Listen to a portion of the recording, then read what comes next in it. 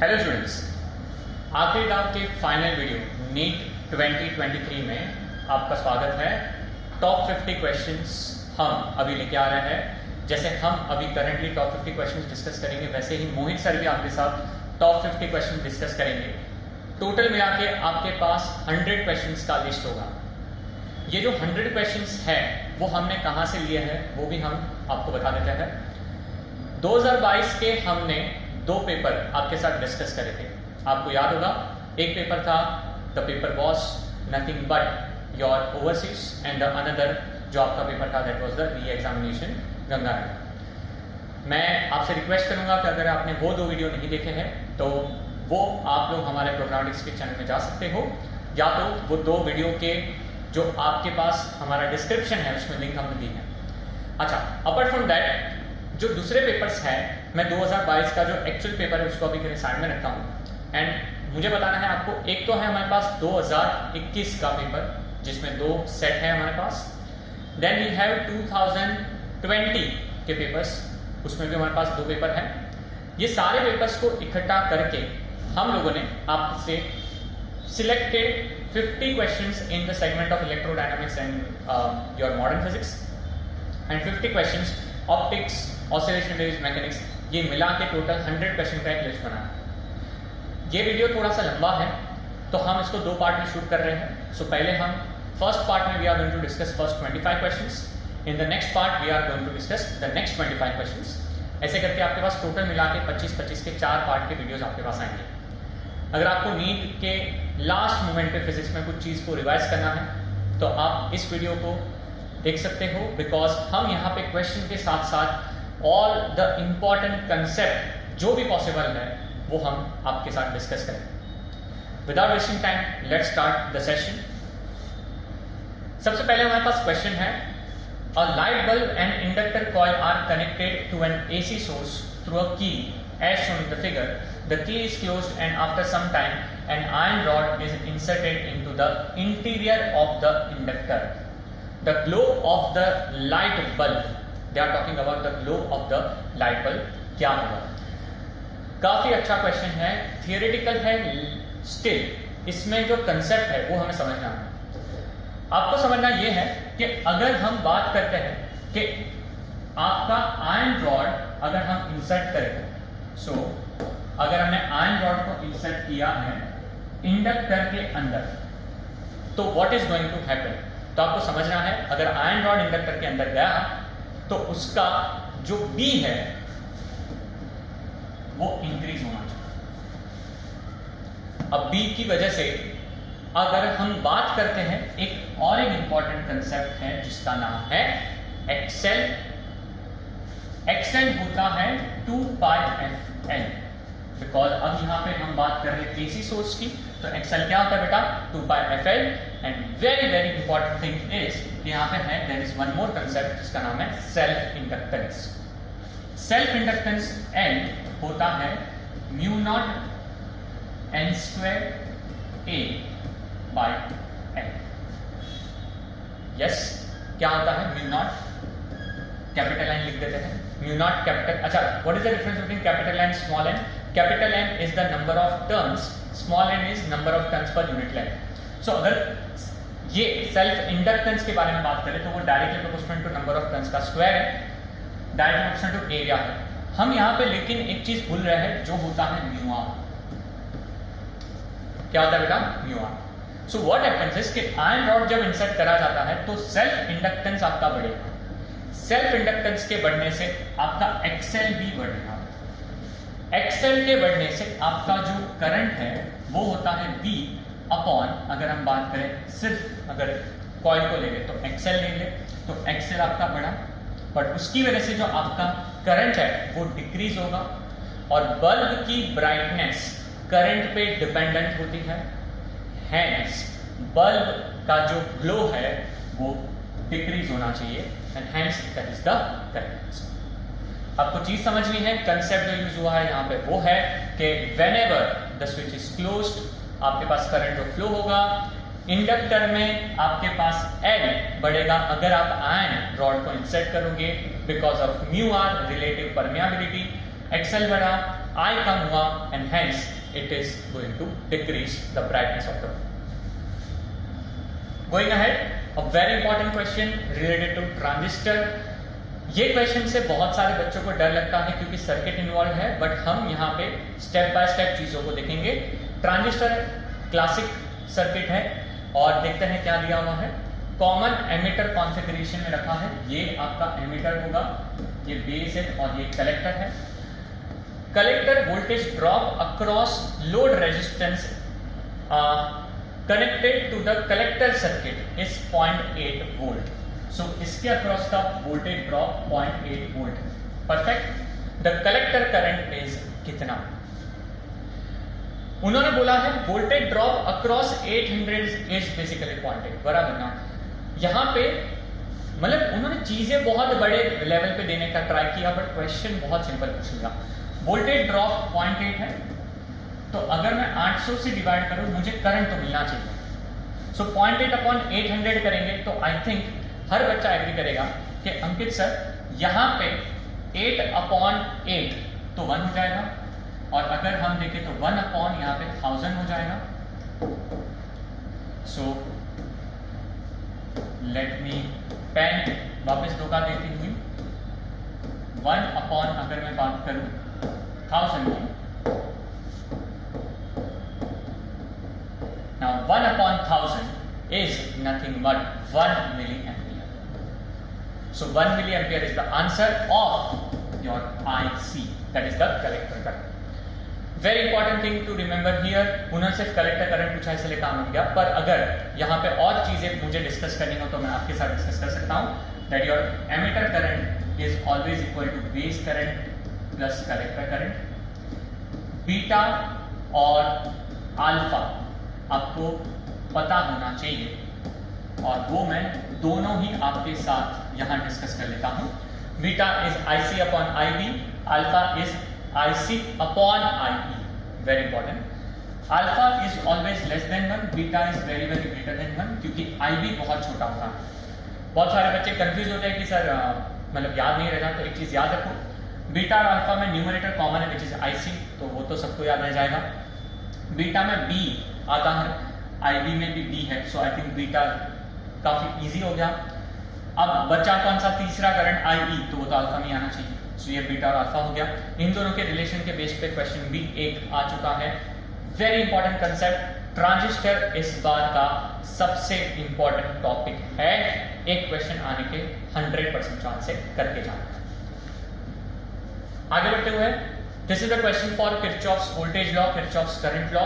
सबको बताना चाहिए at a particular junction the total current is 0 and in case of a closed loop, है ना, EMF प्लस PD का जो टोटल समेशन होता है वो 0 होता है। साइन कन्वेंशन अगर हम बात करें, वो लोग लूप BCDEB के बारे में बात कर रहे हैं, और आपको पता है कि साइन कन्वेंशन क्या होता है। If you are traveling in the direction of conventional current, resistor के अक्रॉस आपको नेगेटिव साइन लेनी है, that I think you should know. And battery is a very fix फंडा कि अगर आपके पास ये प्लस माइनस है, so if you travel from positive to negative you become negative, if you travel from negative to positive you become positive. I think आपको पता होना चाहिए कि इसको हम रियल लाइफ से सोच लो कि आप पॉजिटिव इंसान हो और नेगेटिव की तरफ जा रहे हो तो you become a negative person, but if you are negative and अगर आप पॉजिटिव चीजें सुनते हो तो you try to become positive. अब उस हिसाब से ये तो होना चाहिए -I2R2, so let me write down -I2R2, plus से माइनस हुआ तो -E2, माइनस से प्लस हुआ तो प्लस E3, और उल्टा जाएंगे। अब ये अगर हम ध्यान से देख रहे हैं तो करंट ऐसा है, मतलब ये प्लस माइनस होगा, पर मैं ऐसे घूम रहा हूं तो it should be plus I3R1 is equal to 0। So अगर मैं ध्यान से देखूं तो मेरे पास ऐसा कोई ऑप्शन है जो मैच कर रहा है, -I2R2 yes, plus E2 no, -E3 no, okay, तो ये तो गलत है। अगर मैं बात कर रहा हूं सेकेंड इक्वेशन में I2R2 yes, okay okay okay, so I think 2 is the correct answer. अगर हम बात कर रहे हैं I2R2 plus E2 -E3 -I3R1 is equal to 0, कैसा है? पूरे इक्वेशन को आप माइनस प्लस से मल्टीप्लाई करो, तो this will become plus plus, this will become minus, this will become minus. So देख लो, आई थिंक इसके साथ ही आंसर मैच हो रहा है। सो फंडा अगेन रजिस्टर के अक्रॉस का कुछ ऐसा है, अगर करंट ऐसे एंटर करता है, जहाँ हिट करता है वो पॉजिटिव, जहाँ से निकलता है वो नेगेटिव। अगर हम बात करते हैं इस रजिस्टर के बारे में, करंट यहाँ से एंटर कर रहा है तो ये पॉजिटिव और ये negative. I think with this logic ये आपको अच्छे से समझ में आ जाना चाहिए। बाय द वे ये दो ऑप्शन तो गलत ही है, क्योंकि करंट ऐसे जा रहा था, आपको समझ में आ रहा है, या तो ये करेक्ट होता या तो ये करेक्ट होता। एंड आई थिंक अगेन फंडा सिंपल होना चाहिए, इसमें और इसमें यहाँ से गए हो इसलिए यहाँ पे नेगेटिव साइन है, उल्टे गए हो इसलिए यहाँ पे पॉजिटिव साइन। ओके, चलो आगे बढ़ते हुए। By the way, KCL is the law of conservation of charge and KVL is the law of conservation of energy. Simple thing, yet again NEET में पूछी हुई चीज नहीं। This is about a point mass is moved in a vertical circle. Vertical circle के बारे में थोड़ा सा एक रिवीजन ले लेते हैं कि आपको बताया कि 3 points are very very crucial. Okay, एक और एक क्वेश्चन था नीट में आया हुआ था कि कोई बीच में कोई पॉइंट पे आपको टेंशन का रेशियो फाइंड करना है। ओके, यहाँ पे मैं एक एग्जांपल दूंगा तो थोड़ा सा आइडिया लग जाना चाहिए। 3 पॉइंट्स बहुत इंपॉर्टेंट है, बॉटम है, मिड पॉइंट है, हमारा हाईएस्ट पॉइंट है। क्रिटिकल वेलोसिटी मतलब कि हाईएस्ट पॉइंट पे टेंशन 0 कर दो तो उस केस में वेलोसिटी कितनी होनी चाहिए? बॉटम पे √5 g, मिड पे √3 g, हाईएस्ट पॉइंट पे √g। टेंशन के डिफरेंस हाईएस्ट और लोएस्ट पे कितने होते हैं? तो 6 mg, लोएस्ट और मिड पे होते हैं 3 mg, एंड मिड पे और हाईएस्ट पे वापस होते हैं 3 mg। अच्छा, ऐसा कोई नेसेसिटी नहीं है कि लोएस्ट पॉइंट पे √5 rg ही वेलोसिटी होनी चाहिए, इट कैन चेंज। इसीलिए हम बात करते हैं अगर इस केस में, तो यहाँ पे लोएस्ट पॉइंट पे वेलोसिटी देखो √7 rg कर दिया है, और आपको tension in the string at the lowest point पे चाहिए। याद रखना है लोएस्ट पॉइंट का टेंशन, लोएस्ट पॉइंट का टेंशन सबसे ज्यादा होता है। अब तुम्हें पता है √5 rg पे ऑलरेडी वैल्यू 6 mg है, बराबर। दैट मीन्स कि लॉजिकली है कि ए तो आंसर नहीं हो सकता, ये भी नहीं हो सकता, तो आंसर या तो 7 mg या तो क्या होगा बेटा 8 mg। ओके, ऑल्सो मेरा इंट्यूशन ये बोल रहा है और आप भी शायद एग्री करोगे कि यहाँ पे 7 का फैक्टर तो आ रहा है, तो 7 में डायरेक्ट अगर आपको पता हो कि लोएस्ट पॉइंट पे ग्रेविटी भी एक्ट करता है apart from this, hence 7 mg भी आना डिफिकल्ट है, आंसर 8 mg होगा। पर अब मैं सॉल्व करके दिखाता हूँ कैसे पॉसिबल है। ये आपका वर्टिकल सर्कल है और ये आपको पता है लोएस्ट पॉइंट है। जब हम बात करते हैं लोएस्ट पॉइंट के बारे में, तो अपवर्ड डायरेक्शन में क्या लगता है? टेंशन। डाउनवर्ड डायरेक्शन में क्या लगता है? आपका mg, और अपवर्ड के डायरेक्शन में आपका fcp लगेगा। सो आपका इक्वेशन क्या होना चाहिए बेटा? t minus mg is equal to fcp। ये mg को वो साइड पे ले जाओ तो t at the lowest position will be fcp plus mg। fcp का formula you know mv/r, and I think अब मैं नहीं करूंगा तो समझ में आ जाना चाहिए। When I substitute this value will be 7 mg plus mg, it is going to be 8 mg। मुझे ना कोई बार बच्चे बोलते हैं कि सर आप सारे कैलकुलेशन नहीं करते, मतलब आप थोड़ी सी चीजें स्किप करते हो या थोड़ा ऐसा ट्राई करते हो कि हर स्टेप ना दिखाओ। रीजन क्या है? रीजन ये है बेटा कि एक तो हम एक कॉम्पिटिटिव एग्जाम का पार्ट है, और जहाँ पे हम लोग अगर हर स्टेप पे फोकस करेंगे ना तो आपका टाइम उतना इन्वेस्ट होता है। ये तब करना है जब आप एकदम स्टार्ट ऑफ द प्रिपरेशन पे हो, पर अब तो हम एंड ऑफ द प्रिपरेशन पे। दूसरा, हर चीज, हर spoon feeding is not required. आपको थोड़ी सी चीजें खुद एफर्ट्स लेके भी करनी है, और जब आप ये करोगे बेटा तो कॉन्फिडेंस भी आता है कि नहीं हमारा आंसर आ रहा है। That's why sometimes I always skip the step, और sometimes I always try to give some kind of very important shortcuts so that आपको समझ में आए कि ऐसे क्वेश्चंस में आप विद ऑप्शन एलिमिनेशन भी आंसर पा सकते हो। ओके, चलो आगे बढ़ते हैं। A wheel with 20 metallic spokes, each 1 meter long, is rotated with a speed of 120 rpm in a plane perpendicular to magnetic field of 0.4 Gauss. The induced EMF between the axle and rim of the wheel will be. Now, बहुत ही अच्छा question है। यहाँ पे आपको axle दिया है और ये आपका रॉड है और आपका ये रिम पार्ट है। So this is the part of axle and this is the part of ring, और इन दोनों के बीच में आपको क्या फाइंड करना है? induced EMF, which is half b omega h square. The formula is half b omega h square. और the question is कि आपको induced EMF between the axle and the rim of the wheel पे find करना है। Okay, सो अब इसमें b दिया हुआ है 0.4 गॉस और आपको कन्वर्जन भी दिया है, सो 0.4 इंटू 10⁻⁻⁴ कर देते हैं. ओके, हाफ ऑब्वियसली होना चाहिए. ओमेगा होता है 2 पाई f, so don't forget 2 pi. Frequency 120 RPM, convert करो इसको भी 120 अपॉन आरपीएम, मतलब डिवाइड बाय क्या करना पड़ेगा बेटा 60 इंटू एल स्क्वायर 1 का square. Now again intuition, do you agree 2.51 repeat हो रहा है हाफ या ना? सो 2.51 में से ऑप्शन होना जरूरी है, तो हो सकता है कि ये आंसर गलत हो. अब दोनों काफी क्लोज आंसर है, नीट थोड़ा सा शाना भी है, मतलब दोनों में से ये आंसर होने की प्रोबेबिलिटी भी ज्यादा है. सो पावर्स को भी अगर हम देख ले तो 10⁻⁻⁴ यहाँ पे आ रहा है. सही बात है. 2 और 2 कट हो गया है बेटा. ओके, ये भी कट हो गया, ये भी कट हो गया, तो यहाँ पे 2 आ गया.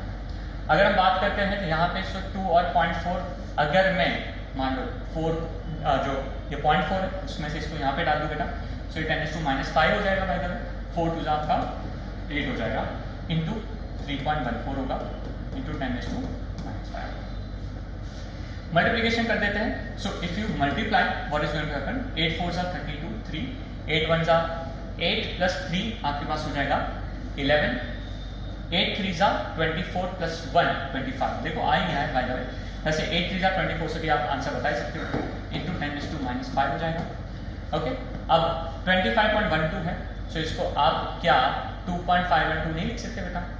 हाँ है ना. सो अगर आप 2.512 लिख दो तो ये 10⁻² कितना हो जाएगा -4, and hence the answer should be option number A. That is the correct answer. Now the question, so what was the role of 20 metallic spokes? No role, because वो बेसिकली यहाँ पे आपके पास कुछ ऐसा क्रिएट करेंगे, हर पॉइंट के बीच में वो सेम पोटेंशियल डिफरेंस या ईएमएफ इंड्यूस होगा. अब बहुत इंपॉर्टेंट चीज है जो समझाना चाहता हूँ यहाँ पे. लेट्स से नीट ने सोचा कि मैं सेम क्वेश्चन को रिपीट करना चाहता हूँ, but I want to change the concept. ऐसे को दे के आपको बोल दिया कि what is the EMF induced between the 2 points of the ring which are diametrically opposite on the particular circle. So वो लोग ये रिंग का एक पॉइंट लेना चाहते हैं और मान लो इस रिंग का एक पॉइंट लेना चाहते हैं. तो एक चीज वेरी इंपॉर्टेंट है, इन दोनों के बीच में और इन दोनों के बीच में ईएमएफ इंड्यूस सेम है. So if you take the difference between this two, the answer is going to be 0. This question was asked in our currently AITS जो हम लोगों ने क्लास में कंडक्ट करी हुई थी, और इस क्वेश्चन में बहुत सारे बच्चों ने गलती करी, बिकॉज ये क्वेश्चन तो उन्होंने करा हुआ था, पर जो इन दोनों क्वेश्चन के बारे में हम डिस्कस कर रहे हैं वो नहीं किया था. चीजें समझनी है बेटा. नीट प्रीवियस ईयर क्वेश्चन में से नए क्वेश्चन डिराइव करता है, और प्रीवियस ईयर क्वेश्चन अगर आपने बहुत सही से किए हैं बेटा तो आपको बहुत फायदा होता है. ओके, तो आगे बढ़ते हैं. ईएमएफ इंड्यूस का concept, Faraday's law, E = -dφ/dt, ये कंसेप्ट बहुत इंपॉर्टेंट है, इसके ऊपर क्वेश्चन आने की फुल प्रोबेबिलिटी है. आगे बढ़ते हैं. ग्राफिकल क्वेश्चन है, the variation of electrostatic potential with radial distance from the centre of a positive charge metallic thin shell of radius r is given by the graph. बहुत सारे बच्चे इस केस में अगर ढाई में आगे बढ़ते हैं तो हो सकता है कि वो ये क्वेश्चन ये मार्क कर क्या है, हो सकता है ये मार्क कर क्या है. बच्चों को वो तो पता रहता है कि ये तो क्वेश्चन का आंसर नहीं है. अब इशू क्या होता है, ये तीनों ग्राफ उन्होंने कहीं ना कहीं पढ़े हुए. ओके, पर द करेक्ट आंसर जो यहाँ पे है वो ये है. अब क्यों है वो भी समझ लेते हैं बेटा. ओके, ये क्यों नहीं है, क्योंकि ये चीजें ज्यादा दिखी नहीं होती है नीट वाले बच्चों में. ओके, जे वाले बच्चों को तो भी थोड़ा बहुत आइडिया रहेगा, बट नीट वाले बच्चों में ये नहीं दिखी होती. नीट वाले बच्चों ने ये तीनों ग्राफ देखे होते हैं. ये तो ग्राफ बहुत ही फेमस है, because this graph is your E versus R का graph for the solid sphere. Gravitation में भी सिमिलर ग्राफ आपने पढ़ा. ये वाला ग्राफ भी E वर्सेस R का है, क्योंकि inside the hollow sphere electric field 0 होती है. तो ये वाला ग्राफ E वर्सेस R का है for hollow. This is for solid. This is for potential versus R for hollow, because inside the hollow sphere the potential is constant. So within and on the surface the value is constant. Hence ये graph. इस question को NEET ने 2-3 अलग-अलग तरीके से पूछा हुआ है कि 3 सेंटीमीटर पे एक वैल्यू बताओ, 10 पे बताओ, 20 पे बताओ. या ऐसा वाला जो अभी ग्राफिकल क्वेश्चन है, ग्राफ नीट का एक फिक्स क्वेश्चन है। हेंस एनसीईआरटी के ग्राफ स्पेशली प्लीज जो भी सॉलिड स्फीयर और हॉलो स्फीयर के ग्राफ है आपके पास मैं बता देता हूँ, लिस्ट दे देता हूँ। पहला gravitation, potential gravitational field, acceleration due to gravity, hollow sphere and solid sphere के ई वर्सेस आर के graph as well as B versus R के ग्राफ। प्लीज करके जाओ, क्या पता इसी में से वापस कोई क्वेश्चन आपको पूछ लिया जाए या तो मैच द कॉलम के फॉर्म में भी पूछा जाए। तो प्लीज बेटा आपको ये ग्राफ्स करके जाने हैं।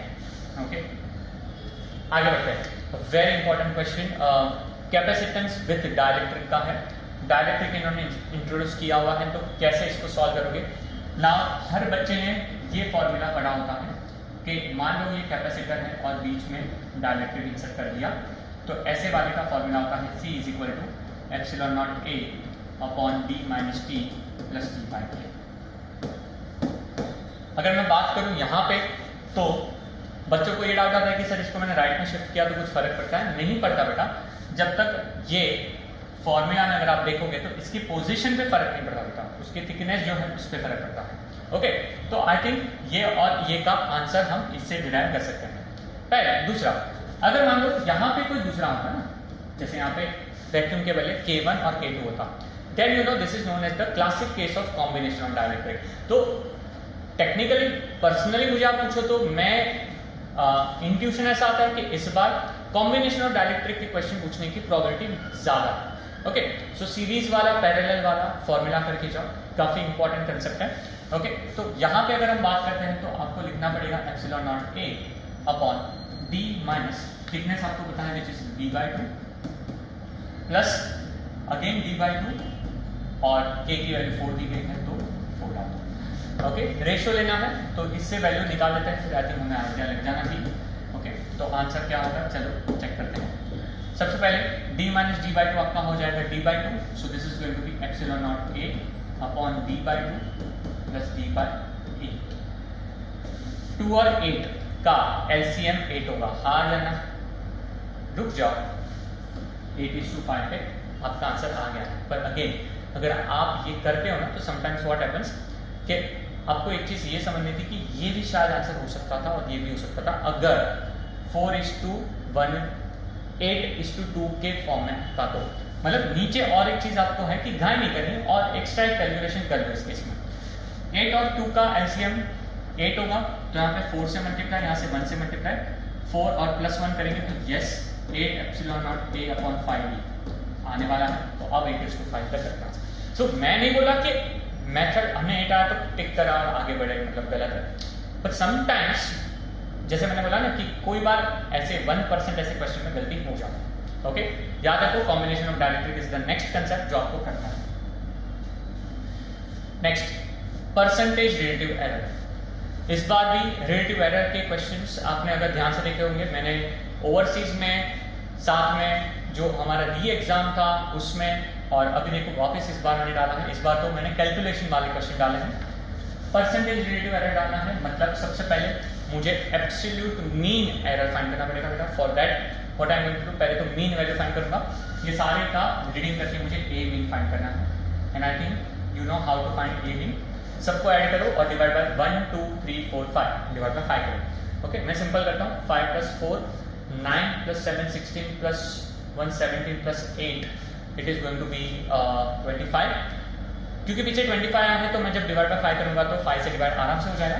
सो ए मीन आपका 1.5 हो जाएगा। ओके, फिर मैं बात करता हूँ डेल्टा मीन के बारे में। डेल्टा मीन ये होता है कि आप ये नंबर को इस नंबर से सब्ट्रैक्ट करना चालू करोगे 1/1। सो 1.25 - 1.25 0, ऐसे कर करके 0 + 0.01 + 0.02 + 0.04 + 0.03 एंड पूरे को डिवाइड बाय 5 करोगे। Now very important thing is कि जब भी सब्ट्रैक्शन करते हो ना बेटा तो वैल्यू पॉजिटिव हो या नेगेटिव हो, क्योंकि ये डेल्टा ए मीन है, एब्सोल्यूट वैल्यू है, तो आपको नेगेटिव साइन कंसीडर नहीं करनी। सो 2 + 1 3 + 4 7 + 3 10, तो पॉइंट में तो आ गया। डिवाइड बाय 5 करोगे तो अगेन आंसर इसका 0.02 होगा। फाइनली परसेंटेज एरर आपको पता होना चाहिए। The formula is delta A mean upon A mean into 100। So delta A mean आपके पास है 0.02, ए मीन आपके पास है 1.25 इंटू 100 करेंगे बेटा। So with the logic 200 by 125 आ जाएगा आपके पास। सो 200 अपॉन 125। अगर हम देख रहे हैं कि बाकी सारे तो आपके प्रॉपर नंबर से ये अकेला है जो फ्रैक्शन है, तो चेक कर सकते हो। 15 8 हो जाएगा, सॉरी 25 8 हो जाएगा, 25 5 हो जाएगा, तो 8 बाय 5 1.6 होगा। 1.6 is the correct answer. Again थोड़ा लॉजिक लगाते तो 16% और 1.6 दोनों सिमिलर नंबर है। एरर 10% से ज़्यादा बड़ी नहीं होती, बिकॉज 10% से ज़्यादा एरर इज अ क्राइम, है ना, इन द ह्यूमैनिटी। सो उतनी ज़्यादा एरर नहीं होनी चाहिए।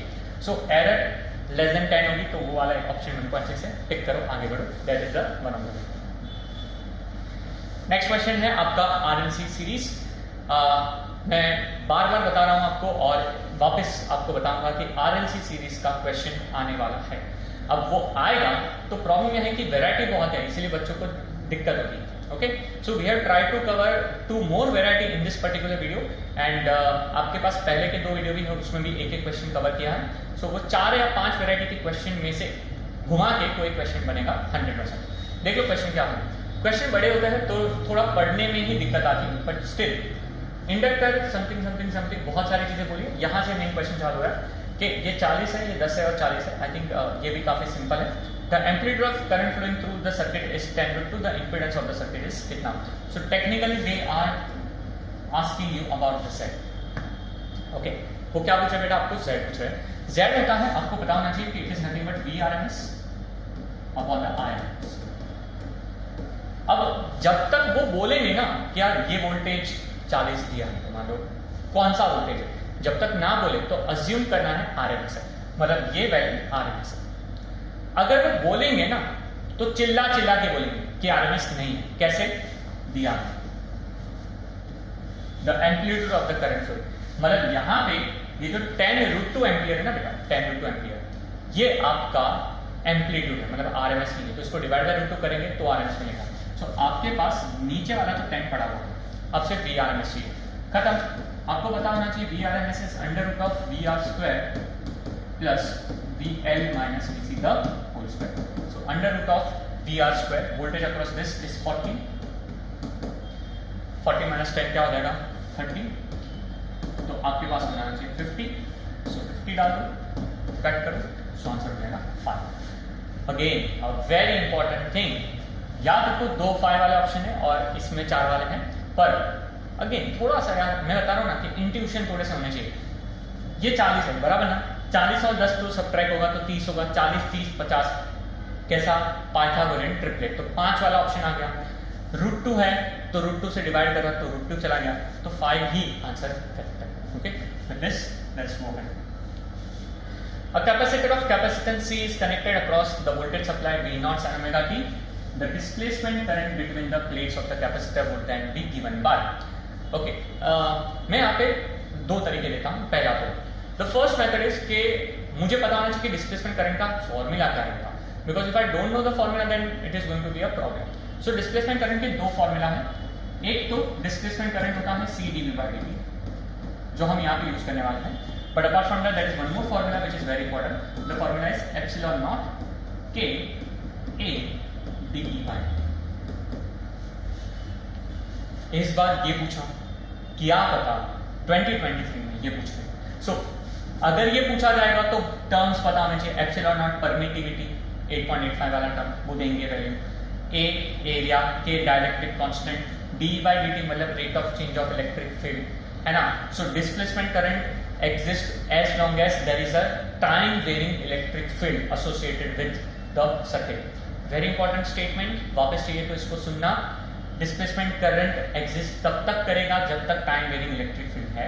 तो ID C/dV/dt है, कुछ नहीं करना है, डेरिवेटिव लेना है। इसको भी करने का सिंपलेस्ट तरीका बोलता हूँ, साइन का डेरिवेटिव कॉस होता है। साइन का डेरिवेटिव क्या होता है बेटा, कॉस। तो कॉस का टर्म ढूंढ लो, कॉस वाले टर्म कौन कौन से हैं, ये है और ये है, मतलब ये आंसर और ये आंसर गलत है। दूसरा, जब भी डेरिवेटिव लेती है तो चीजें कांस्टेंट मल्टीप्लाई होती है, डिवाइड नहीं होती। इंटीग्रेशन में डिवीजन है, डेरिवेटिव में multiplication. Let me repeat, integration में डिवीजन है, डेरिवेटिव में मल्टीप्लीकेशन है, यहाँ डिवीजन है, यहाँ मल्टीप्लीकेशन है, hence this is the correct answer, this is the wrong answer. Solve नहीं किया, सिर्फ कंसेप्ट अप्लाई किया और बेसिक मैथ्स स्ट्रॉन्ग करा। बेसिक मैथ्स अगर आपका अभी भी स्ट्रॉन्ग नहीं है, मैं आपको टॉप 5 टॉपिक्स बता दे रहा हूँ टू मास्टर इट, मतलब किस पे फोकस करना चाहिए। 5, पहला एकमात्र फॉर्मूला, एक जीपी का इनफाइनाइट सीरीज वाला फॉर्मूला याद करके जाओ, जीपी का A/1 ठीक। दूसरा वेरी इंपॉर्टेंट, डेरिवेटिव के बेसिक फॉर्मूला एंड इंटीग्रेशन के बेसिक फॉर्मूला, मतलब second is derivative, third is integration. Basic मतलब अगर आपको कुछ ज्यादा नहीं पर 3 भी आते ना, 3, और तो वो 3 कौन कौन से है, एक x⁻n वाला, दूसरा sin थीटा, तीसरा cos थीटा। मैं सजेस्ट करूंगा रादर देन sin थीटा याद करो sin ओमेगा t को, ऐसे ही याद करो। sin ओमेगा t का derivative omega cos omega t और cos ओमेगा t का derivative minus omega sin omega. So मैंने क्या क्या बताया आपको, सबसे पहले बताया मैंने आपको कि first very important thing is GP, second derivative, third integration. Integration में भी 3 फॉर्मूला याद कर लो। चौथा the very important basic trigo, basic एकदम बेसिक, अगर कुछ ज्यादा नहीं तो sin 2 थीटा का एक फॉर्मूला याद करके जाओ, sin 2 theta is 2 sin theta cos theta. I think simple है। और ट्रिगो में आपको sin theta cos theta tan theta पता होना चाहिए कि ऑपोजिट अपन वो उतना भी चलेगा ना, उतना भी चलेगा बेटा। ये हो गया 4। 5वां जो बेसिक मैथ्स में होता है वो होते हैं ग्राफ। ग्राफ में इंपॉर्टेंट है कि आपको पता होना चाहिए इक्वेशन विद द नेचर। तो सिंपल है, एक तो straight line y = mx + c या y = mx या y = कांस्टेंट x = कांस्टेंट, ये 4 टाइप के स्ट्रेट लाइन है, पढ़ लो सिंपल। दूसरा होता है parabola, y² is proportional to x, x² proportional to y, ये दूसरा हो गया बेटा।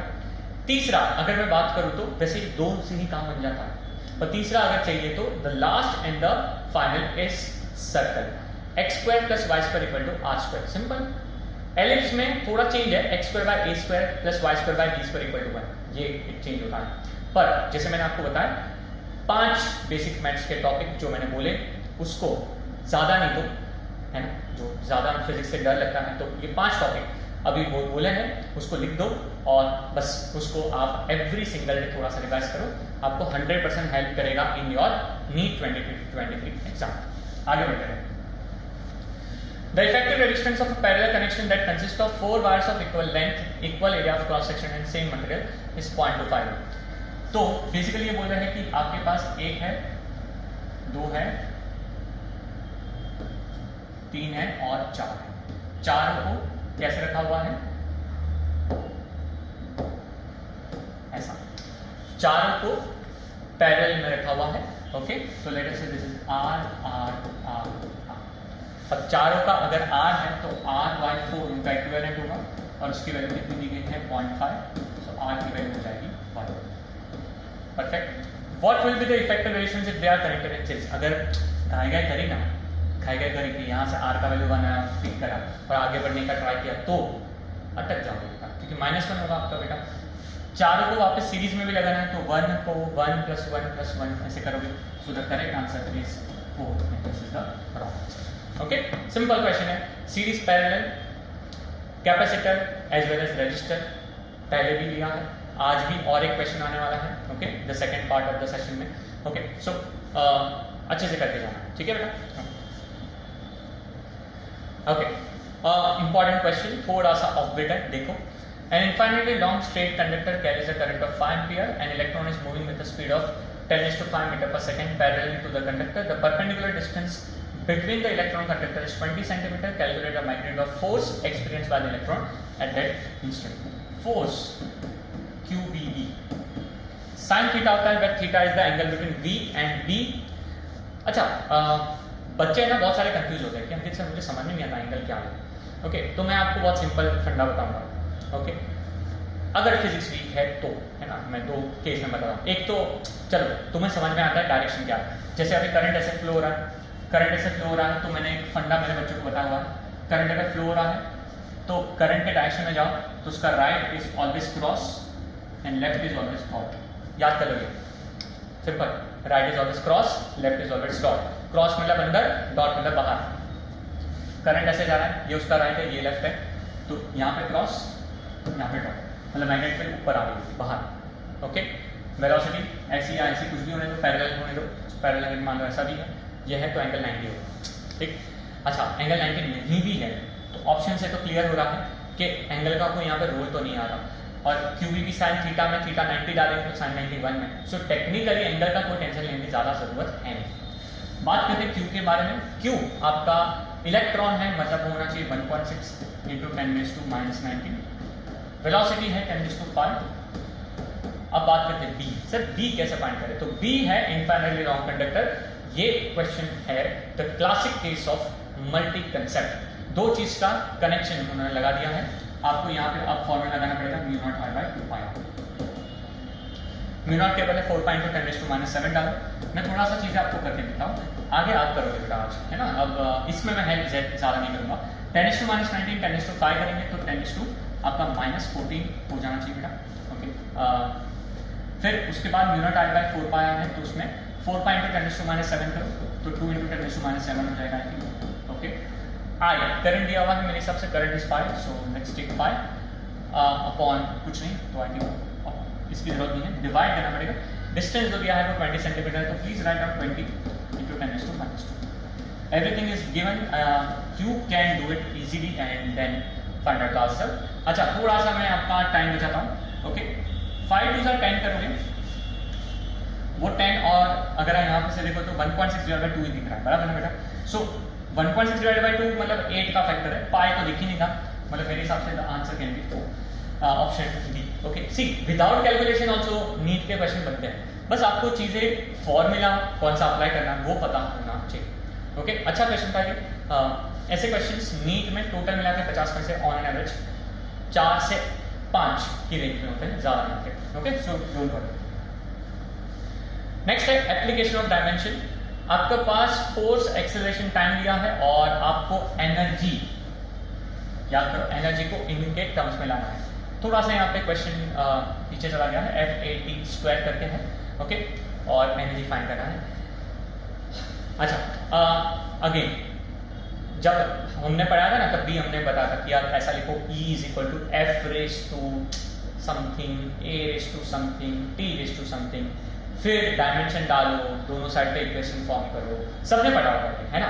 मैं ऐसा कुछ यहाँ पे नहीं बोला, पर मैं थोड़ा सा यहाँ पे ना बेटा काइंड ऑफ इंट्यूशन बेस्ड पे जाता हूँ। मैं सोचता हूँ कि हम थोड़ा सा देख लेते हैं कि F(a)t², बराबर बेटा। पहले तो डायमेंशन ऑफ एनर्जी, मतलब हमें समझ लेना चाहिए कि एनर्जी का डायमेंशन क्या है। तो unit, mainly we are talking about the unit.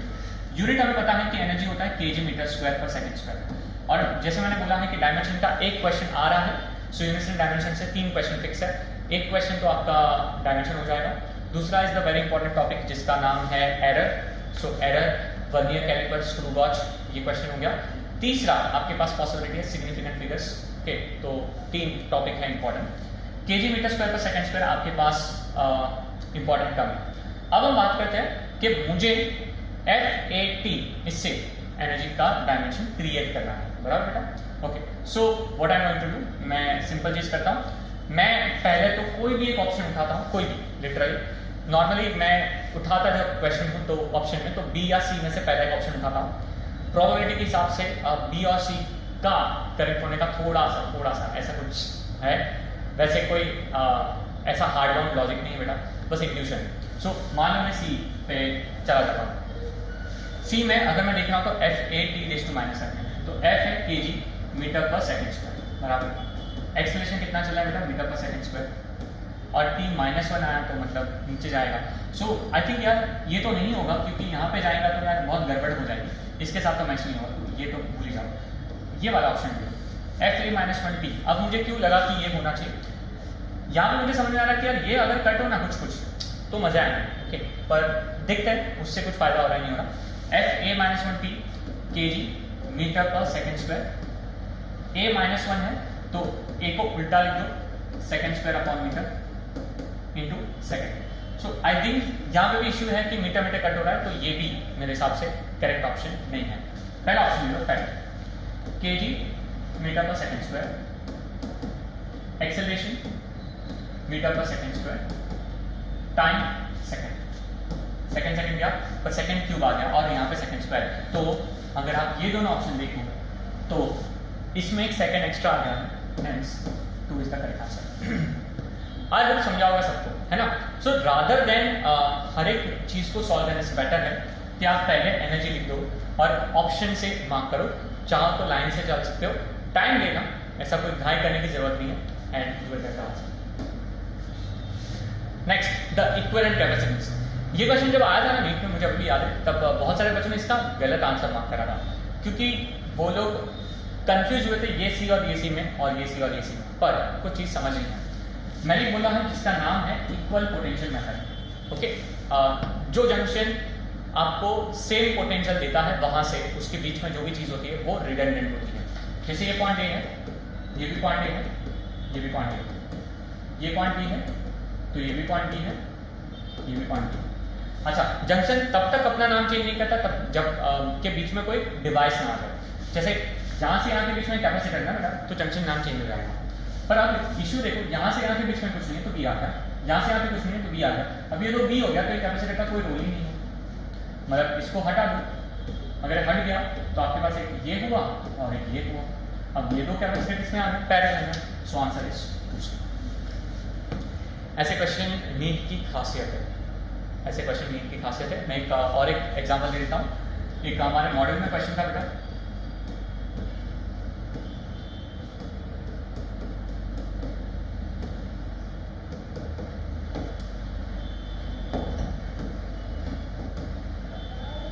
अब इस क्वेश्चन में क्वेश्चन ये था कि मान लो ये 5 माइक्रोफैरेड का कैपेसिटर है, बहुत सब बाकी सब की वैल्यू लिखी और क्वेश्चन पूछा था कि find the charge across the 5 microfarad capacitor. Now the beauty about this question is कि बच्चे इसमें बहुत सारे कंफ्यूज होते हैं कि ये पहले 3 किसमें, तो समझना कि ये क्लासिक एग्जांपल है तीनों कैपेसिटर को पैरेलल में लेने का। अगेन ये मेथड यूज करना तो आपका आंसर आएगा दिस 3 आर इन पैरेलल। पर जब यहाँ पे चार्ज पहुंचेगा तो उसके पास 2 रास्ते हैं, एक है सीधा, एक है ऊपर से। तो पूरा का पूरा चार्ज इस कैपेसिटर को बाईपास करके जाएगा, हेंस 5 माइक्रोफैरेड में से कोई भी चार्ज नहीं जाएगा। The answer is 0। Now that's the twist. NEET आपके साथ यहाँ पे खेल सकता है, उनको पता है कि बच्चे यहाँ पे गलती करते हैं, सर्किट बेस्ड क्वेश्चंस हैं, सो प्लीज मेक श्योर करो बेटा अच्छे से करना, ठीक है। आगे चलते हैं। 2 charged spherical conductor of radius r1 r2 are connected by a bar, then the ratio of the surface charge density of the sphere is sigma 1 by sigma 2। मेरे बच्चों को जब मैं क्वेश्चन दूंगा ना तो वो तुरंत कर देंगे, and I know they will give the answer as r2 by r। Okay, this property is basically saying like that कि जितना रेडियस ऑफ कर्वेचर, सुनना अच्छे से, मतलब I want to say that your sigma is inversely proportional radius of curvature. जितना radius of curvature ज्यादा उतना surface charge density कम, जितना रेडियस ऑफ कर्वेचर कम उतना सरफेस चार्ज डेंसिटी ज्यादा। सो लेट अस से let me create one example. मान लो मैंने ऐसा एक रैंडम सरफेस बनाया, अगर मैं इस पॉइंट पे और इस पॉइंट पे कुछ डिस्कशन करना चाहता हूँ कि किस पे सरफेस चार्ज डेंसिटी ज्यादा होगी या कम होगी, तो समझना है कि इस पॉइंट का जो रेडियस ऑफ कर्वेचर है वो कम है कंपेयर टू इसके रेडियस ऑफ कर्वेचर से। सो इसका रेडियस ऑफ कर्वेचर कम है तो यहाँ पे सरफेस चार्ज डेंसिटी ज्यादा होगी बेटा, और क्योंकि यहाँ पे रेडियस ऑफ कर्वेचर ज्यादा है तो सरफेस चार्ज डेंसिटी कम होगी। द रीजन इज कि आप ऐसा सोचो कि आपके पास छोटा सा एरिया है ना, छोटा सा एरिया है, तो आपके चार्ज वहाँ पे बहुत, मतलब द रेडियस ऑफ कर्वेचर कम है, एरिया छोटा है, तो वहाँ पे डेंसिटी बहुत ज्यादा हो जाएगी, आपको उतने पार्ट में चार्ज को रखना पड़ेगा। यहाँ पे क्या है बेटा कि रेडियस ऑफ कर्वेचर ज्यादा है बेटा, तो चार्जेस खुले खुले रह सकते हैं, डिस्ट्रीब्यूट हो सकते हैं अपने आप, तो सरफेस चार्ज डेंसिटी वहाँ पे कम हो जाएगी, है ना। तो रेडियस ऑफ कर्वेचर ज्यादा तो surface charge density come, and you know the answer कि ये है। इस प्रॉपर्टी का नाम है, एनसीईआरटी में दिया है, जिसका नाम है कोरोना डिस्चार्ज। कोरोना डिस्चार्ज वो होता है कि अगर आपके पास एक शार्प ऑब्जेक्ट है और अगर आप वहाँ पे चार्ज को स्प्रिंकल करो या कुछ करो तो वहाँ से चार्ज जो है वो फ्लाई डाउन। सो जितना आप रेडियस ऑफ कर्वेचर के कम करते जाओगे तो शार्पनेस जितनी आप बढ़ा दोगे ना तो सिग्मा उतना ज्यादा हो जाएगा। ओके, इसी के बेस पे एक डिवाइस है जिसका नाम है Van de Graaff generator. Van de Graaff generator का बेसिक प्रिंसिपल है corona discharge, and Van de Graaff generator is used to accelerate the particle, so hence इसका काम है particle accelerator. See what we are doing here बेटा, we are doing कि अगर मैं concept NEET का एक क्वेश्चन में पूछा गया है तो अब यहां से वो कहां जाएगा, यू नीड टू अंडरस्टैंड। जैसे ये क्वेश्चन हम लोगों ने इसके बदले इस फॉर्म में दिया था हमारे अभी AITS में। So what we are trying कि हम नीट के क्वेश्चंस पढ़े पर एग्जैक्ट सेम क्वेश्चन तो वो नहीं आने वाले, तो यहां से वो क्वेश्चंस पे बनाएंगे पर कंसेप्ट एंड फॉर्मूला सेम। तो बस ये सारी चीज को आप अच्छे से पढ़ना, ठीक है। ये एक इंपॉर्टेंट कंसेप्ट है कि दो डिफरेंट ऑब्जेक्ट को बीच में कनेक्ट करो तो आपके पास वोल्टेज, रेडियस, चार्ज, सिग्मा, ये सब के रेशियो क्या फॉर्म होते हैं। इस कंसेप्ट का नाम है sharing of charges. Please please please इसको रिवाइज करो, इंपॉर्टेंट कंसेप्ट, ठीक है। आगे बढ़ते। नेक्स्ट कंसेप्ट है the energy stored in the capacitor, और फिर आपके पास बहुत सारी चीजें दी है। सो यहाँ पे मैं कंसेप्ट यूज करना चाहता हूँ जिसका नाम है energy density of electrostatics. The formula is total energy upon volume, और उससे फॉर्मूला आता है half epsilon not E square. ये v को यहाँ मल्टीप्लाई करो तो याद रखना है ये जो v है वो है आपका वॉल्यूम।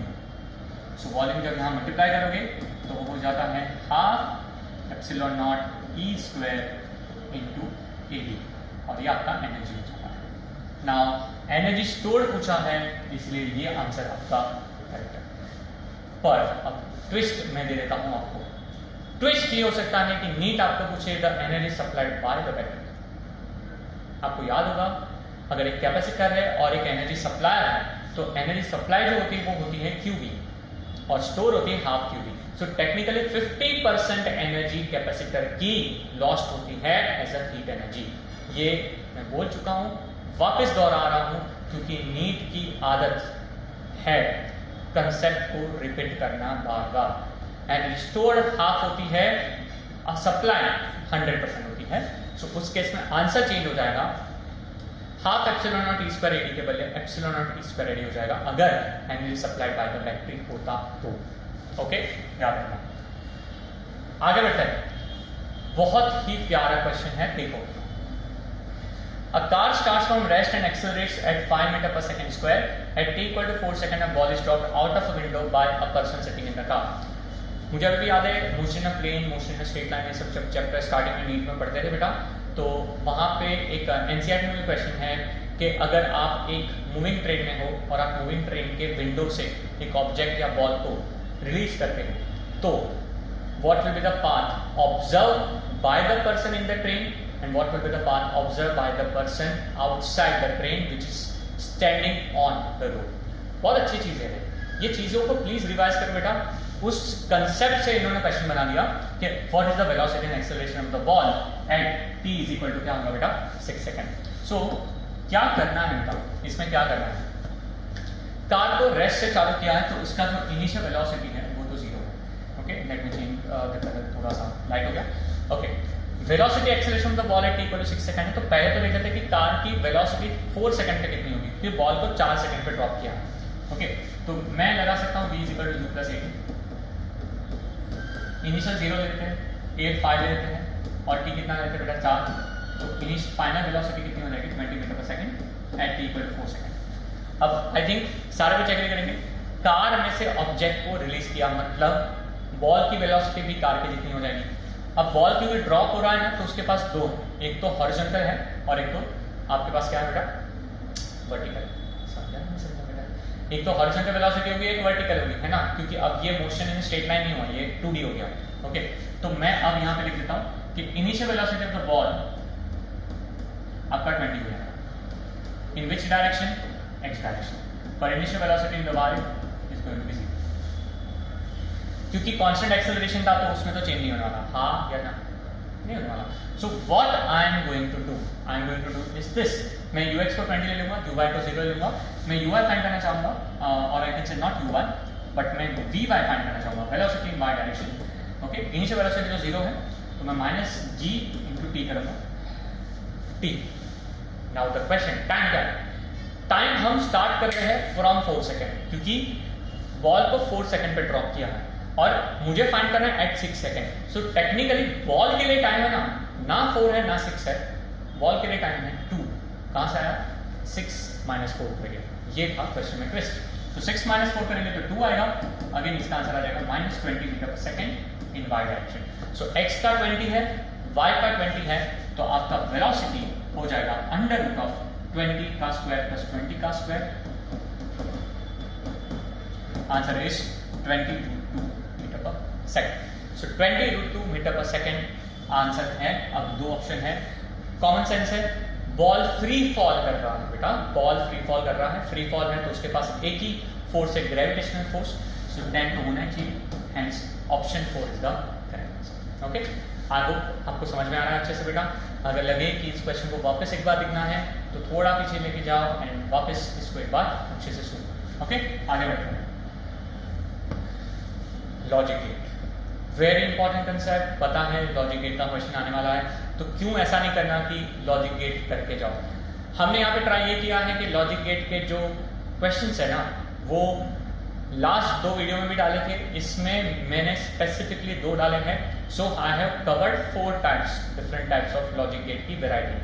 आई पर्सनली फील कि इस 4 में से या 5 में से कोई एक टाइप आनी चाहिए। सो देख लो, यहाँ पे इस क्वेश्चन को मैं बोलता हूँ logic gate with graph. Okay, यहाँ पे बोला है कि ABC में से कौन सा ग्राफ जो है वो Y में प्रॉपर्ली आएगा। तो पहले आइडेंटिफाई करो, ये आपका एंड गेट है, ये आपका नैंड गेट है, ये आपका नॉर गेट है। ओके, एंड देख लेते हैं कि इनपुट ABC है। ओके, एंड मैं यहाँ से 2-3 आपको बस वैल्यू वेराइटी कैसे करनी है वो समझाता हूँ। मैं क्या करता हूँ, नॉर्मली मैं इंटरवल लेता हूँ T1 से T2, तो एक वर्टिकल लाइन खींचो सारे, फिर T2 से T3 एक वर्टिकल लाइन खींचो बेटा। अब T1 से T2 के बीच में अगर आप वर्टिकल लाइन देखोगे तो A देखो, उस केस में T1 और T2 के बीच में ऊपर चल रहा है, ऊपर 5 जो लिखा है ना, तो समझना है। सी 0 and 1 है ना, वोल्टेज लेवल है। व्हेन वी से 0 and 1, ये आपका बुलियन अलजेब्रा हुआ। 0 मतलब 0 वोल्ट, 1 मतलब नॉर्मली 5 वोल्ट। सो 5 पे कोई लाइन है मतलब उसका मतलब आपको 1 समझना है, जो लाइन 0 पे है वो तो 0 पे है। सो T1 और T2 को देखें, तो अब मैं क्या करूँगा, मैं लिख देता हूँ इंटरवल T1 और T2 इंटरवल। उस केस में ABC क्या चल रहा है, सो ABC चल रहा है, A चल रहा है 1, B चल रहा है आपका 0, C अगर आप ध्यान से देखोगे तो आपका चल रहा है 1। सो ठीक, यहाँ पे डालो 1 0 1। ये कौन सा गेट है, एंड, तो 1 into 0 क्या होगा, 0। ये कौन सा गेट है, नैंड, नैंड क्या करता है, पहले मल्टीप्लाई, 0 into 1 0, फिर उल्टा तो 1। ये कौन सा गेट है, अच्छा मेरी गलती, ये नॉर नहीं है और है, क्यों, बबल नहीं ना बेटा, बबल से आइडेंटिफाई होता, सही है। सो चलो मैं करेक्ट कर देता हूँ बेटा, अच्छा होगा। सो ये कौन सा गेट बोला मैंने, ये गुड है आपका और परफेक्ट। 0 + 1 का आंसर क्या आ जाएगा आपका 1। सो 1 0 1 का आउटपुट जो Y है वो क्या आना चाहिए, 1। ऑप्शन देख लो, T1 से T2 में ये तो पूरा का पूरा लाइन 0 पे दिख रहा है, बराबर, पूरा का लाइन 0 है, आउटपुट 0 दिख रहा है, मतलब ये तो गलत हो गया ना बेटा। यहां देखो ये भी 0 दिख रहा है, तो ये भी गलत हो गया। ये देखो ध्यान से, B और C T1 और T2 में अगर मैं वर्टिकल लाइन खींचूं तो यहाँ पे 1 है और यहाँ पे भी 1 है, क्योंकि यहाँ पे 5 लिखा हुआ है। सो अब 2 ऑप्शन ऐसे हैं जो आंसर करेक्ट हो सकता है। तो अब मैं अगेन स्मार्टनेस यूज करूंगा, मैं देखता हूँ T2 और T3 वाला। सो T2 और T3 में भी ये 1 है, ये भी 1 है। सो यहाँ पे देयर इज नो डिमार्केशन और डिस्टिंग्विशन। पर अगर मैं ध्यान से देखूँ T3 एंड T4, तो वहां पे ये 0 चल रहा है और ये 1 चल रहा है, मतलब यहाँ 2 ऑप्शन चेंज हो रहे हैं। सो मैं अब T2 T3 नहीं लिखूंगा, T3 T4 लिखूंगा, सो दैट मुझे समझ में आए कि कौन सा ऑप्शन करेक्ट है। T3 T4 में देख लो कि A चल रहा है 1, B चल रहा है 1, और बात करते हैं C पे तो वो चल रहा है 0। तो अब यहाँ पे वैल्यू सब्स्टिट्यूट करेंगे। सो मैं अब चेंज करता हूँ नंबर्स, तो मैं यहाँ पे डाल देता हूँ A तो 1 होगा, B भी 1 होगा, C 0 होगा। सो ये 1 into 1 है, तो ये कट करो, ये 1 आ जाएगा। ओके, ये 1 0 है, 1 into 0 करेंगे तो 0, ये भी 1 आ जाएगा, और 1 1 का आंसर तो 1 आने वाला है, सो ये भी 1 होगा। सो टेक्निकली T3 T4 में भी आंसर बन रहा है, मतलब हर इंटरवल में आंसर बन रहा है, hence the correct option is 3। कोई बार नीट ऐसे क्वेश्चन पूछता है ना कि जे भी इतने अच्छे क्वेश्चन नहीं पूछता, तो बहुत अच्छा क्वेश्चन, बहुत अच्छा। ऑप्शन में ग्राफ, सर्किट भी कॉम्प्लिकेटेड, एंड फाइनल मतलब जो गिवन है उसमें ग्राफ, ऑप्शन में ग्राफ, मतलब हर चीज पॉसिबिलिटी उन्होंने कर दी। कॉम्प्लिकेशन ऐसे भी रखे कि गेट भी 3 अलग अलग दिए, सो दैट बच्चों को गेट का नॉलेज है वो भी समझ में आ रहा है, वो क्लियर हो। सो बेटा रिवीजन करना है, इस क्वेश्चन को अच्छे से कर लो, आपका लॉजिक गेट बहुत अच्छे से रिवाइज होगा। बात करते हैं नेक्स्ट पे, step down transformer. I have seen that currently in the last almost 6 to 7 papers transformer का एक ही क्वेश्चन है, तो इसके आने की प्रोबेबिलिटी अब बढ़ जाती है। जो कंसेप्ट बहुत लीस्ट पूछा गया है ना, तो ऐसा नहीं कि वो नहीं आ सकता बेटा, पर transformer is a easy concept, कुछ चीजें पूछी जा सकती हैं। यहाँ पे देख लो, ignoring the power loss what is the current in the primary circuit. तो आई थिंक पहले पढ़ लेते हैं कि AC main supply of 220 volt is made to operate at 11 volt 44 watt lamp. Okay, so थोड़ा सा पढ़ते हैं कि सर कंफ्यूजन हो रहा है कि बेसिकली क्या बताना चाह रहे हैं। सो देखो, a step down transformer connected to AC main supply of 220 volt. तो इसका मेन सप्लाई कितने पे रखा हुआ है बेटा? 220 वोल्ट पे। तो प्राइमरी वोल्टेज तो 220 मेड टू ऑपरेट एट, किस पे ऑपरेट कर रहे हो आप? लैंप पे, और लैंप आपका 44 वॉट का है। ऑब्वियसली उसको आपने कनेक्ट किया होगा सेकेंडरी में, तो लैंप है 44 वॉट और 11 वोल्ट, तो ये आपका सेकेंडरी हो गया बेटा। और पूछा है what is the current in the primary circuit. ना कॉमन सेंस आपको ये देता कि क्योंकि हीट लॉस नहीं है, तो हीट लॉस नहीं है तो इनपुट पावर और आउटपुट पावर सेम होगा। अगर आउटपुट पावर 44 है, 44 है, तो इनपुट पावर भी 44 होगा। तो VP/IP आप 44 ले लो बेटा, VP तो पता ही है, तो आपका IP होना चाहिए 44/220।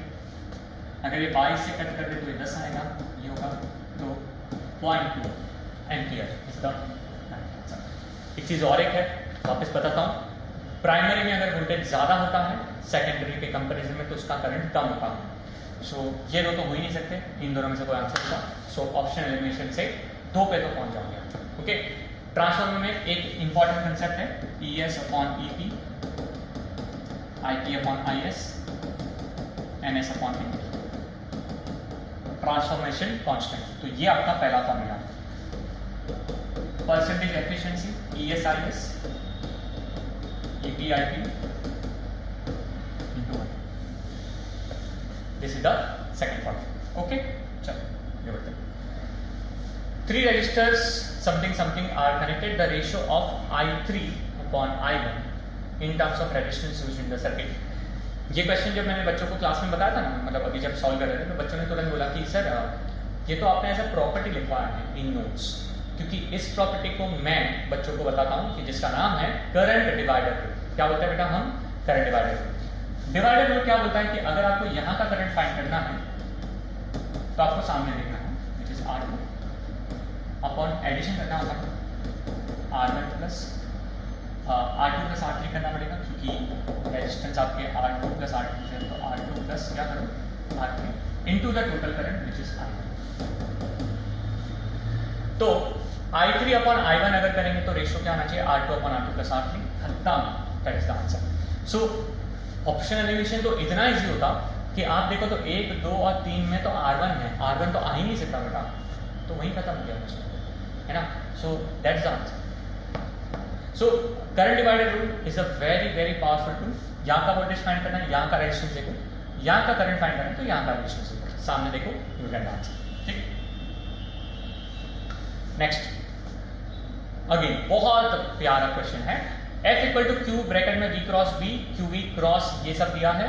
For Q equal to 1, V equal to something and F is equal to something, what will be the complete expression for B vector.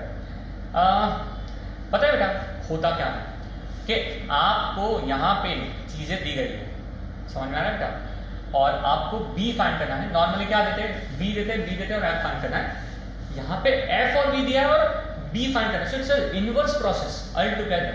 और जब ये क्वेश्चन अगेन आया था बच्चों को, तो बच्चे थोड़े बौखला गए कि सर कैसे करेंगे। ओके, पहला तो है कि ऑप्शन देख लो थोड़े से। ऑप्शन में एक चीज़ तो क्लियर है कि ठीक है, मतलब यहाँ से एक तो क्लियर हो रहा है कि मेरे पास बी बी बी नॉट है, तो बी बी बी नॉट तो सेम ही लग रहा है।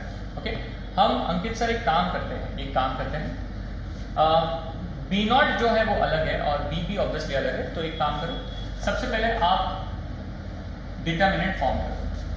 डिटर्मिनेंट में आपको बताना चाहिए कि पहले यहाँ पे लिखना था आई जे और के, फिर बी वेक्टर आना चाहिए। बी वेक्टर आपके पास क्या है, 2 है, ये 4 है और ये 6 है।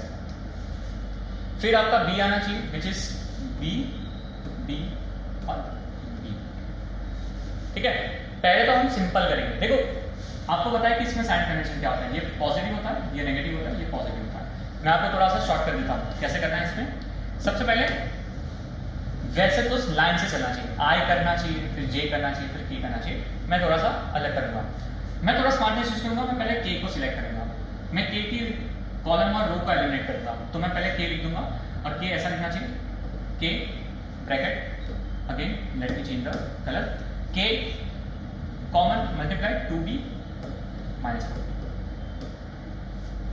सो के ब्रैकेट में 2b माइनस 4b आया, तो इससे आंसर क्या आ गया बेटा, इससे आंसर आ गया तुम्हारे पास -2b। परफेक्ट, ठीक है। अब ये आंसर फोर्स के साथ इक्वेट करना चाहिए। फोर्स के पास आपके पास 12 की है, तो please equate that. So 12 is equal to -2b, so b आपके पास हो जाएगा -6। b कितना हो गया, -6। b not, that's it. अच्छा, आपको चेक करना है कि b नॉट की वैल्यू मेरे जो -1 आ रही है नहीं आ रही है, वो चेक करनी है। तो चलो let's do that also. Consider i cross multiply 4b not -6b, so 4b not -6b is equal to f का ये कॉम्पोनेंट कितना है, 4। मेरा काम 4b नॉट फाइंड, मतलब b नॉट फाइंड करना है, तो 4b not is equal to 4 plus 6b। 4 आपको पता है कि b की वैल्यू कितनी आएगी, -6, तो -6 करोगे तो -6 6 36, -32 आया, तो b नॉट आ जाएगा -8।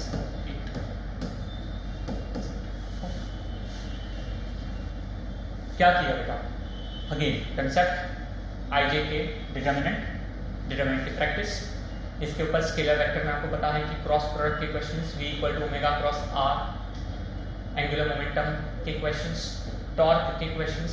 नीट की खास बात है, मैथ्स बेसिक भी जहां इन्वॉल्व है वो पूछ लेते हैं, प्लीज रिवाइज कर लेना, इंपॉर्टेंट कंसेप्ट। ठीक है, चलो आगे बढ़ते हैं।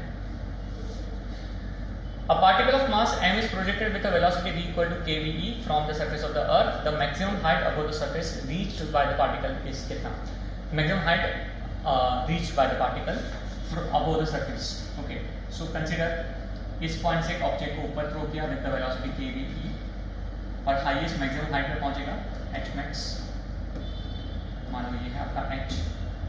तो इस पॉइंट पे इसकी वेलोसिटी, फाइनल वेलोसिटी क्या होनी चाहिए, 0 ना। कंसेप्ट मैंने बच्चों को बताया हुआ है, मेरे बच्चों को कि वेलोसिटी इन्वॉल्व कभी भी हो ना बेटा, और ग्रेविटेशन में, इलेक्ट्रोस्टैटिक्स में, तो याद कर लेना कि आपको यहाँ पे एनर्जी कंजर्वेशन लगाना है। क्या लगाना है बेटा, एनर्जी कंजर्वेशन। सो इस पॉइंट पे आपका एनर्जी होना चाहिए half m k square b square. फिर इस पॉइंट पे आपका पोटेंशियल एनर्जी हो जाएगा -gmm/r। हाईएस्ट पॉइंट पे आपका पोटेंशियल एनर्जी हो जाएगा -gmm/r+।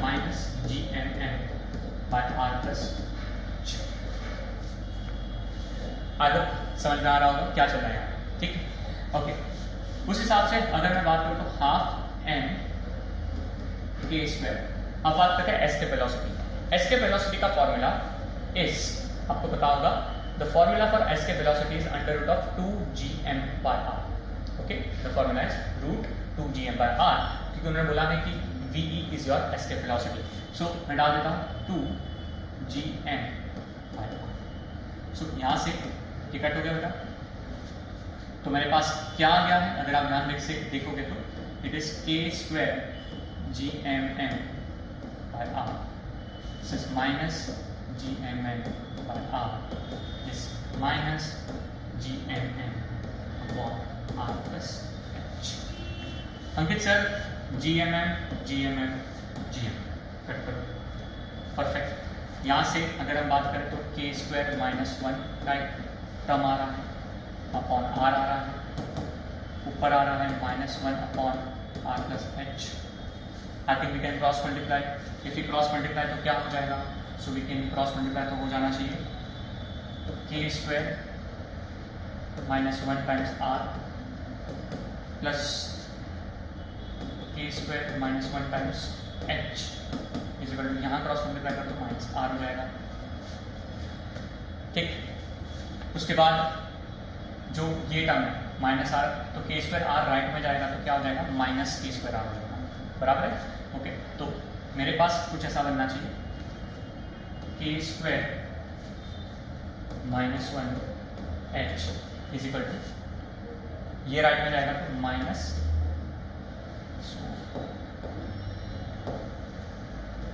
के स्क्वायर एच होना चाहिए अगर मैं K square R upon 1 minus K square, ये माइनस को मैंने उल्टा कर दिया, तो K square R upon 1 minus K square का आंसर कोई है क्या, K square R minus K square. Option 4 is the correct answer. बहुत ही अच्छा क्वेश्चन, बहुत अच्छा question. So basically they want to check whether you can apply the energy conservation, they want to check whether you can apply the basic maths, they want to check whether you can see कि आपको potential energy में minus sign लेना आता है या नहीं आता है। हर छोटी सी चीज़ को वो लोग अप्लाई करना चाह रहे हैं।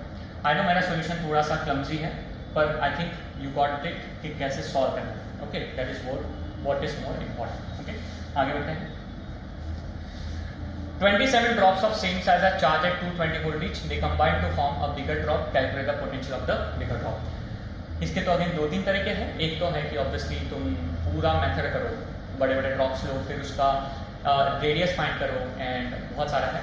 मैं मेरे बच्चों को मैं जब देता हूँ तो उनको डायरेक्ट आंसर पता है, they know how to do that, they use the shortcut formula n⁻²/3 times v। आपको क्या करना है कि 27 ड्रॉप्स है तो 27 का आपको 2/3 करना है, इंटू एक का 220 है तो 220 लिख देना है। अब 27 का क्यूब रूट अगर आप करोगे तो 3 आएगा, और 3 का स्क्वायर 9 आएगा, सो 9 इंटू 220 हो जाएगा बेटा। सो 9 2s are 18, 1 9 2s are 18 plus 1 9। Okay, 1980 volt. खत्म क्वेश्चन है। n⁻²/3 times v। अच्छा, कैपेसिटेंस कुछ थे ना, तो वहां पे है अगर कैपेसिटेंस आता, मान लो कि इस बार कैपेसिटेंस आ गया तो c⁻1/3 times c, sorry n⁻1/3 times c। सो अगर c डैश पूछे ना तो सर ये सब कहाँ से मिलता है? ऑब्वियसली कोई भी रेफरेंस बुक में, कोई भी रेफरेंस बुक जो अच्छी है ना, जिसमें शॉर्टकट सी है, सो आप इसमें देख सकते हो कि c dash is n⁻1/3 times c। So voltage, capacitance, charge, ये सारी चीजें ऐसी है जो आपको directly without wasting the time मिलनी चाहिए। अगर आप इसको सॉल्व करने जाओगे तो it will take at least 2 to 3 minutes, और यहाँ पे हमने विदिन 10 सेकंड 20 सेकंड में आंसर ला के कर दिया। Okay, I think you got the answer. ठीक है, last question, and after that हमारा सेकंड वीडियो हम फिर लेके आएंगे। This will be the first part जहाँ पे हम 25 क्वेश्चन कंप्लीट कर रहे हैं। Series LCR circuit containing 500 inductor, ये और कनेक्टेड 230 वोल्ट वेरिएबल AC से कराए। The angular frequency of the source at which power transfer to the circuit is half the power at the resonant angular frequency. बहुत सारे बच्चों को ये concept ही नहीं पता है कि हाफ पावर फ्रीक्वेंसी क्या होता है। सो let me do, this is your resonance curve. आपको पता है कि सीरीज रेजोनेंस में अगर ये कर्व है तो ये आपका मैक्सिमम करंट पीक पे दिखाता है। This is your angular angular frequency अगर है तो रेजोनेंट फ्रीक्वेंसी होगा। सो ये आपका मान लो, अच्छा ऑप्शन में देख रहा हूँ रेडियन पर सेकंड चला, तो मैं अभी ओमेगा नॉट के टर्म्स में रखता हूँ ओमेगा नॉट। ठीक, ओमेगा नॉट आपको पता है कि ये 1/√LC होता है, ये भी ठीक होना चाहिए। ओके, इस पॉइंट पे आपका जो करंट होगा वो I0 होगा, विच इज मैक्सिमम। अब आप क्या करो बेटा, half power frequency, half power frequency को कट ऑफ फ्रीक्वेंसी के नाम से जाना जाता है। हाफ पावर फ्रीक्वेंसी को कट ऑफ फ्रीक्वेंसी के नाम से जाना जाता है। और कट ऑफ फ्रीक्वेंसी कैसे फाइंड करनी होती है? हाफ पावर होता है RMS पे। सो I0/√2 करो, उसको आप हॉरिजॉन्टल कट करो बेटा। सो जब आप हॉरिजॉन्टल कट करोगे तो आप 2 पॉइंट में आपका ग्राफ कट होगा, आप उसको वर्टिकली लेके आ जाओ। So this is your ω1, this is your ω2। These two are known as half power frequency, omega 1 and omega 2, and this is given by omega naught minus r by 2l. Omega 2 is omega naught plus r. और by the way omega 2 minus omega 1 को ही हम bandwidth बोलते हैं। क्या बोलते हैं बेटा? Omega 2 minus omega 1 को हम बैंडविड्थ बोलते हैं बेटा। सो मैं चाहता हूं कि आप यहां पे ओमेगा नॉट पहले कैलकुलेट करो। So which is 1 upon root L C, 1 upon root L की वैल्यू कितनी दी गई है 5 और सी कितना दिया है 40, 85 400 into 10⁻⁶।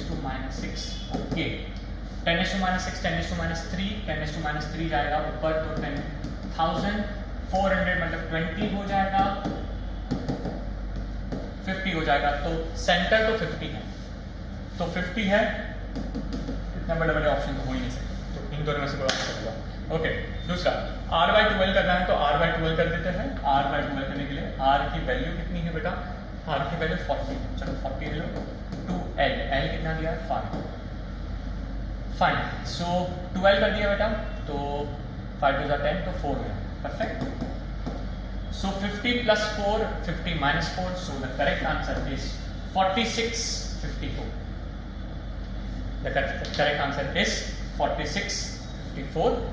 Option C is the correct answer. मैं आपसे रिक्वेस्ट करूंगा कि कंसेप्ट को अच्छे से करो। इसमें मैं 2-3 और चीज ऐड कर देता हूं। Omega 2 minus omega 1 is your bandwidth.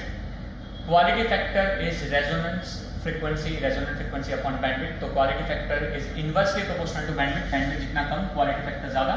So there is a concept called as Q factor, 1/r root LC वाला concept जो रहता है, काफी इंपॉर्टेंट है। क्वालिटी फैक्टर बेसिकली बताता है कि आपकी शार्पनेस, सिलेक्टिविटी ऑफ सर्किट कितना है। जितना क्वालिटी फैक्टर ज्यादा उतना सिलेक्टिविटी शार्पनेस ज्यादा।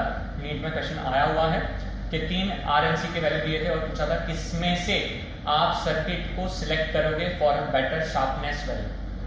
देखो कैसा अच्छा क्वेश्चन पूछा गया है, पहले में आया है। सो आप यहाँ से क्वेश्चन बना सकते हो। ओके, सो यहाँ पे फर्स्ट वीडियो का हम विराम देते हैं। ओके, बहुत सारी चीजें डिस्कस हुए, थोड़ा हैवी आज का वीडियो था। नेक्स्ट 25 क्वेश्चन भी ऐसे ही कुछ थोड़े से हैं, ट्रिकी है, बढ़िया क्वेश्चन है। मैं चाहता हूं कि आप इस 25 क्वेश्चन जो अभी डिस्कस करे हैं, अगर कोई भी क्वेश्चन आपको लगे तो प्लीज आप उसको अच्छे से रिवाइज करो, देख लो कि 25 क्वेश्चन लगाना वापस। मैं चाहता हूं कि हम आपके लिए जो भी लेके आ रहे हैं उससे आपका नीट का पेपर बहुत अच्छे से होना चाहिए। वापस बोलूंगा बेटा, ये टाइम पे डरने की जरूरत नहीं है। आपने जितना भी प्रिपेयर किया है, आपका जितना भी PCB हुआ है, उसके प्रिपरेशन से आप एग्जाम देने अब जाओ। अभी टाइम है रिवीजन का। ये जो लास्ट के 15 दिन है, 10 दिन है, वो रिवीजन करने का। ये वीडियो आई थिंक आपके पास 2-3 दिन में आएगा। सो मेरे हिसाब से मैं जब शूट कर रहा हूँ तब से शायद अब जब आपके पास आएगा तो टाइम जो रहेगा वो आपके पास 10 दिन का बचेगा। तो प्लीज़ बेटा वेस्ट मत करो, रिवीजन करो। सोचो नहीं कि मेरे मॉक में कितने स्कोर आ रहे हैं, मेरे 200 है, 300 है, नहीं। जो भी आपका स्कोर है वो स्कोर को एक्सेप्ट करके नीट का पेपर बेस्ट देने जाओ। With this thank you so much, मिलते हैं जल्द। टाटा, बाय बाय, सी।